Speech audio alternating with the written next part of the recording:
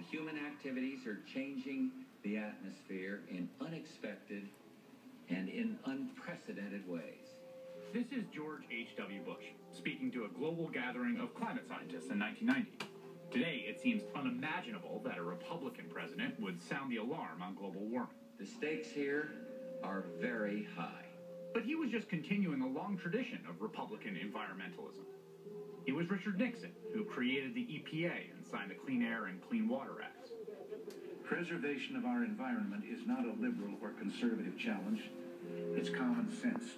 Even Ronald Reagan took action to protect the ozone layer. In the early 2000s, John McCain fought for a cap-and-trade bill designed to curb CO2 emissions, the first national legislation of its kind. Mr. President, that's the Arctic Sea. That's the Arctic Sea, and you would look at the red line, the boundary of it in 1979. Look at it now. You can believe me or your lying eyes.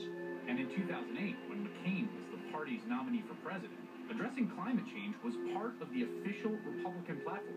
There seemed to be a growing consensus between Democrats and Republicans on the issue. We don't always see eye to eye, do we, Newt?